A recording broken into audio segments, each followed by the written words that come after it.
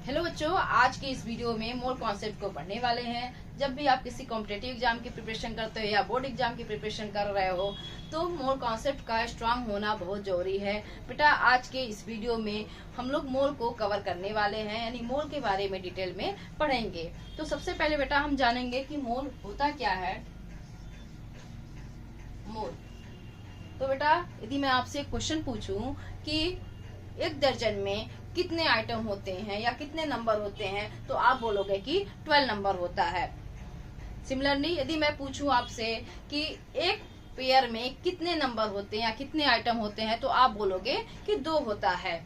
तो सेम बेटा ऐसे ही केमिस्ट्री में भी बेटा मॉलिक्यूल को काउंट करने के लिए, आइटम को काउंट करने के लिए सीधे नहीं काउंट किया जाता है, तो केमिस्ट्री में यूज किया जाता है मोल को, यानी कि मोल के थ्रू हम उसकी क्वांटिटी को बताते हैं, मेजर करते हैं।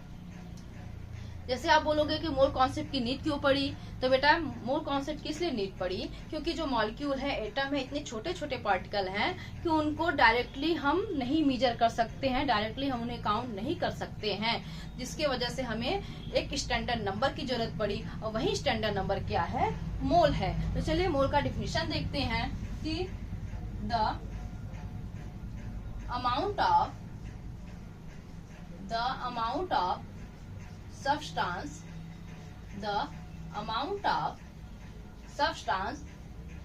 that contains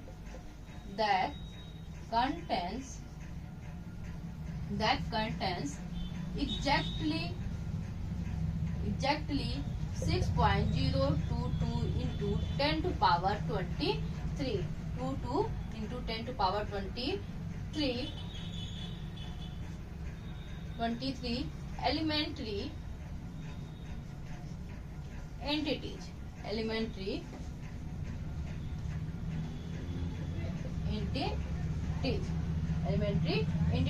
like molecule,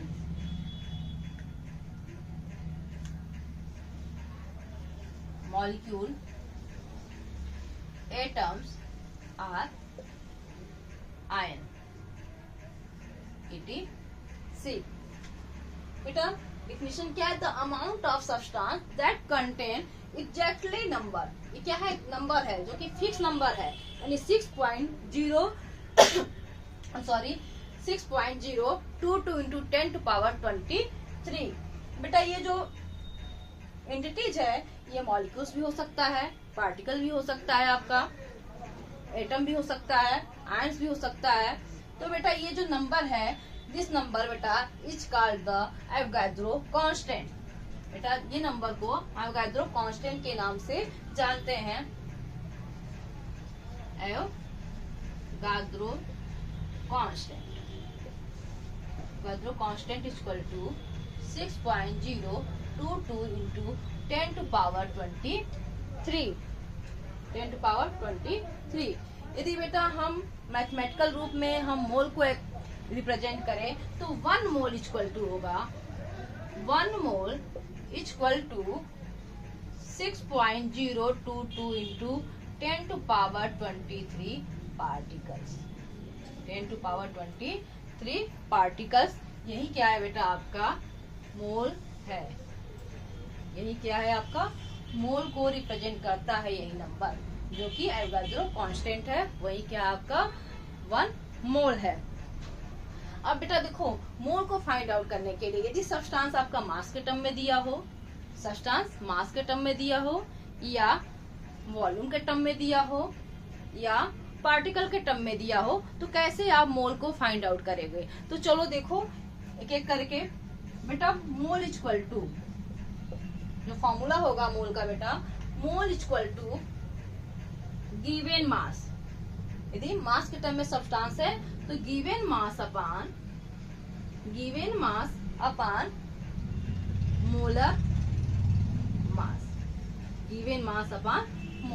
मास। यदि बेटा ये ग्राम में दिया है तो ग्राम पर मोल हो जाएगा, गिवन मास अपान मोलर मास।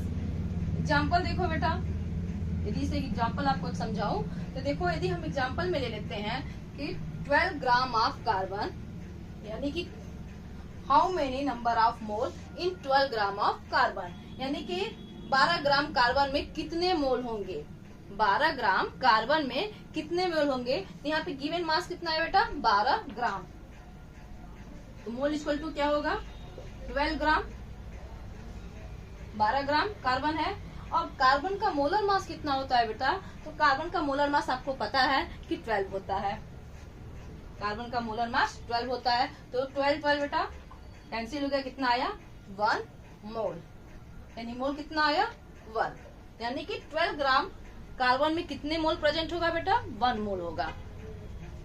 अब देखो नेक्स्ट, यदि वॉल्यूम के टर्म में दिया होगा, यदि जो हमारा सब्सटेंस है ये सब्सटेंस यदि वॉल्यूम के टर्म में दिया होगा, तो बेटा वॉल्यूम के टर्म में दिया होगा तो एक कंडीशन होता है जिसे एनटीपी बोलते हैं, आप जानते होंगे, नॉर्मल टेम्परेचर प्रेशर। तो नॉर्मल टेम्परेचर 25 डिग्री सेंटीग्रेड और प्रेशर क्या होगा आपका 1 atm। तो मोल का जो फॉर्मूला होगा बेटा,